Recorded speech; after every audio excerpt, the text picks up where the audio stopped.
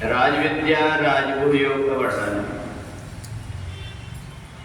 अपि चेदसो दुराचारो भजते माम अनन्यभाग साधुरेव समन्तव्यः सम्यक व्यवस्थो ही सा। भगवान कहते हैं कि मनुष्य थोड़ा सा भी अपने अंदर विचार करने लगे तो वह प्रकृति से जुड़ जाता है। फिर उसको ये लगने लगता है कि संसार में धीरे धीरे अगर कोई व्यक्ति कुछ सीखने की कोशिश करता है तो वह अपने आप सीख जाता है, उसको प्रयत्न करना पड़ता है। और ऐसे ही पुण्यात्मा बनने के लिए भी है। जब शरीर का जन्म होता है तो शरीर में कई प्रकार के विकार होते, कई प्रकार की गंदगी होती। इन गंदगी को, विकारों को दूर कर दिए हमने तो हम अपने आप मनुष्य बन जाते हैं।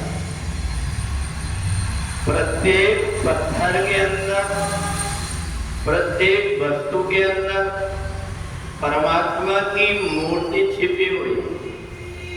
केवल उसमें जो अतिरिक्त कचरा लगा हुआ है उसको बाहर अलग करना पड़ता है। मूर्ति बनाने वाला कलाकार पत्थर के अंदर कोई मूर्ति ला करके बिठाता नहीं, बल्कि उस पत्थर में जो अतिरिक्त भाग रहता है उसको अलग कर देता है और मूर्ति दिखने लगती है। ऐसे ही अपने अंदर भी कहीं इधर उधर भटकने की जरूरत नहीं। परमात्मा ने अपने को विचार ऐसे दिया है, ऐसे साधन दिया है, उन साधन के द्वारा हम मानवता को प्राप्त कर लेते हैं। अपने अंदर मनुष्यता के गुण आ जाते हैं। कोई भी व्यक्ति पेट से सीख करके कुछ आता नहीं, धीरे धीरे वह कोशिश करता है और धीरे धीरे करके बहुत सारी डिग्रियां प्राप्त कर लेता है। पढ़ करके व्यक्ति डॉक्टर बन जाता है, इंजीनियर बन जाता है, वकील बन जाता है, संत महापुरुष बन जाता है, चोर और डाकू भी बन जाता है। तो जैसे जिस प्रकार से उसने अपने आप को ढाला उसके अनुरूप होने लगता है।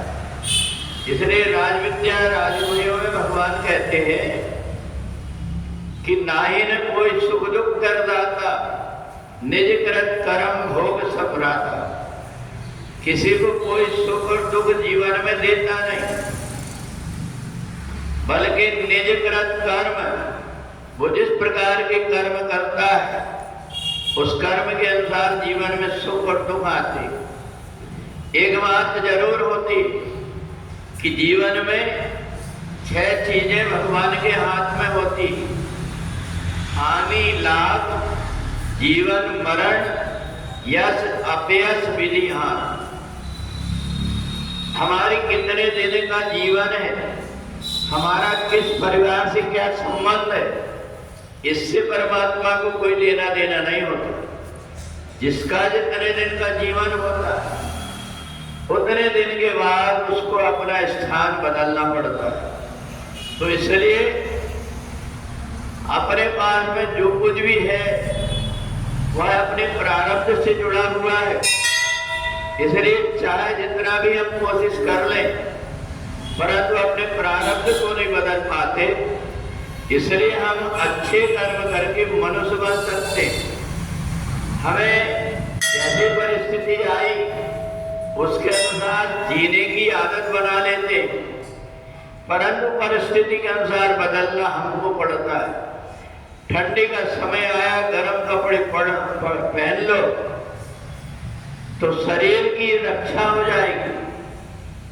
और ऐसे ही करीब गर्मी के दिन आए और पंखा कूलर का इंतजाम कर लो तो शरीर के अंदर वैसी प्रकृति बन जाती है। परंतु यदि हम प्रकृति से टकराने की कोशिश करते हैं तो प्रकृति हमें रोग से ग्रसित कर देती है। इसलिए कहीं भी अपने मन की न चला करके प्रकृति के अनुरूप जो व्यक्ति हो जाता है उसके ऊपर परमात्मा की भी कृपा होती है। भगवान ने उसको बुद्धि दिया है, उस बुद्धि से विचार करके जब वो कर्म करने लगता है तो थोड़े से ही सत्कर्म से, थोड़े ही सत्संग से व्यक्ति बदल जाता है। और नहीं तो मूर्ख हृदय न चेत, जो गुरु मिले विरंज सब।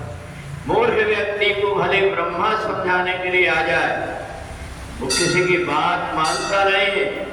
और जो समझदार होता है जरा से इशारे में सब कुछ समझ जाता है।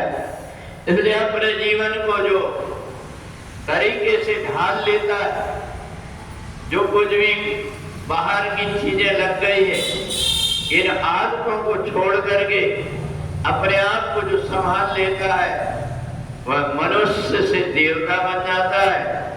और जो गंदगी को लाद लेता है, बुरे विचारों को, बुरी आदतों में घिर जाता है, मनुष्य से दानव बन जाता है। बोले वृंदावन बिहारी लाल की।